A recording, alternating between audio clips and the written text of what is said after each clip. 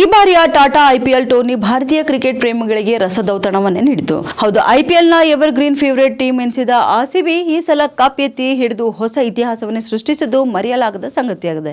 ಅಷ್ಟರಲ್ಲೇ ಈ ಬಾರಿಯ ಐಪಿಎಲ್ ಟೂರ್ನಿ 1 ಬಿಲಿಯನ್ ವೀಕ್ಷಕರನ್ನು ಕೂಡ ಗಳಿಸಿದೆ. ಅಂದರೆ 100 ಕೋಟಿಗೂ ಅಧಿಕ ಜನರು ಐಪಿಎಲ್ ಪಂದ್ಯಗಳನ್ನು ವೀಕ್ಷಣೆ ಮಾಡಿದ್ದಾರೆ.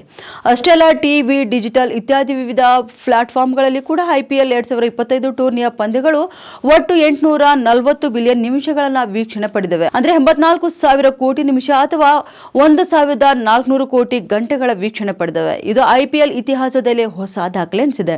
ಇನ್ನು ಐಪಿಎಲ್ ಪಂದ್ಯಗಳ ಪೈಕಿ ಆರ್ಸಿಬಿ ಮತ್ತು ಪಂಜಾಬ್ ಕಿಂಗ್ಸ್ ನಡುವಿನ ಫೈನಲ್ ಪಂದ್ಯ ಅತಿ ಹೆಚ್ಚು ವೀಕ್ಷಣೆ ಪಡೆದಿದೆ. ಐಪಿಎಲ್ ಮಾತ್ರವಲ್ಲ, ಯಾವುದೇ ಟಿ20 ಪಂದ್ಯಕ್ಕೆ ಸಿಕ್ಕ ಅತಿ ಹೆಚ್ಚು ವೀಕ್ಷಣೆ ಇದಾಗಿದ್ದು, ಆ ಪಂದ್ಯವನ್ನು ಟಿವಿಯಲ್ಲಿ ಸ್ಟಾರ್ ಸ್ಪೋರ್ಟ್ಸ್ ಚಾನೆಲ್ಗಳಲ್ಲಿ 16.9 ಕೋಟಿ ವೀಕ್ಷಕರು ನೋಡಿದ್ದಾರೆ. ಅಂದ್ರೆ ಒಟ್ಟು 1,500 ಕೋಟಿ ನಿಮಿಷಗಳಷ್ಟು ವೀಕ್ಷಣೆ ಪಡೆದಿವೆ. ಇನ್ನು ಐಪಿಎಲ್ನ 2025 ಟೂರ್ನಿಗೆ ಸಿಕ್ಕಂತ 840 ಬಿಲಿಯನ್ ನಿಮಿಷಗಳ ವೀಕ್ಷಣೆಯಲ್ಲಿ ಟಿವಿ ವಾಹಿನಿಗಳ ಮೂಲಕ 456 ಬಿಲಿಯನ್ ನಿಮಿಷ ಲೈವ್ ವೀಕ್ಷಣೆ ಆಗಿದೆ. ಇನ್ನು ಜಿಯೋ ಹಾಟ್ ಸ್ಟಾರ್ ಡಿಜಿಟಲ್ ಪ್ಲಾಟ್ಫಾರ್ಮ್ಗಳಲ್ಲಿ 384.6 ಬಿಲಿಯನ್ ನಿಮಿಷಗಳ ವೀಕ್ಷಣೆ ಕೂಡ ಇದಾಗಿದೆ.